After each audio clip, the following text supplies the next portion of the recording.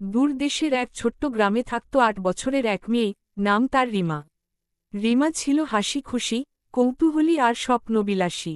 প্রতিদিন বিকেল হলে সে গ্রামের শেষপ্রান্তের বনে যেত, কারণ সেখানে নাকি পরীরা আসে, এ কথা সে শুনেছিল তার দাদির মুখে।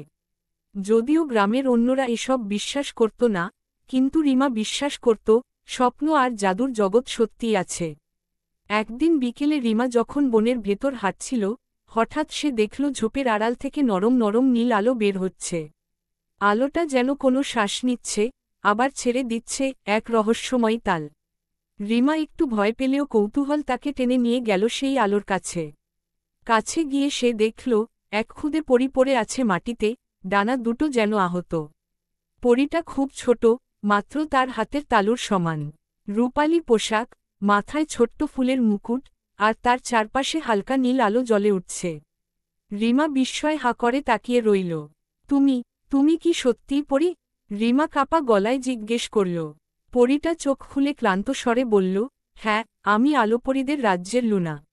দুষ্ট ছায়ার রাজা আমাদের রাজ্যে আক্রমণ করেছে।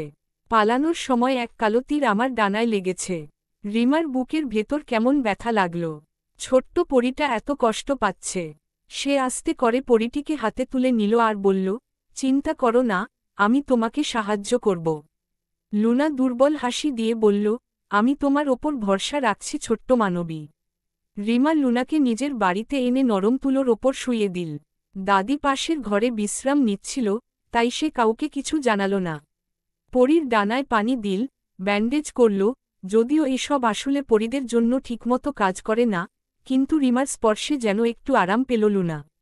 রাতভর রিমা জেগে বসে রইল পরীর পাশে। ভোরের আলো ফুটতেই লুনা একটু শক্তি ফিরে পেল। সে ধীরে ধীরে বসে রিমার দিকে তাকাল। রিমা, আমাকে আমার জগতে ফিরতে হবে।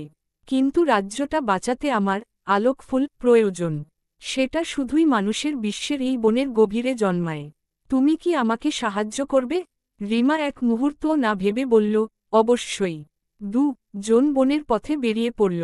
লুনা এখনও পুরোপুরি সুস্থ নয়, তাই রিমা তাকে হাতে ধরে নিয়ে চলল।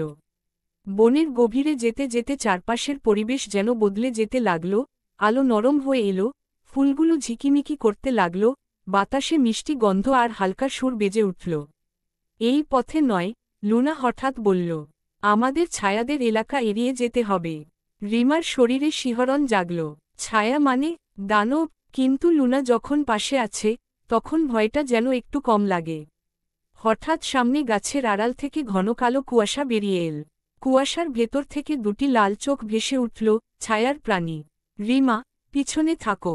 লুনা চিৎকার করল, কিন্তু সে তখনও দুর্বল, তার আলো খুব কম। ছায়াটা ধীরে ধীরে এগিয়ে আসতে লাগল। রিমার বুক ধকধক করতে লাগল, কিন্তু সে সাহস করে একটা কাঠের ডাল তুলে ধরল। দূরে যাও, সে চিৎকার করল। ছায়াটা গর্জন করে এগিয়ে এল। ঠিক তখনই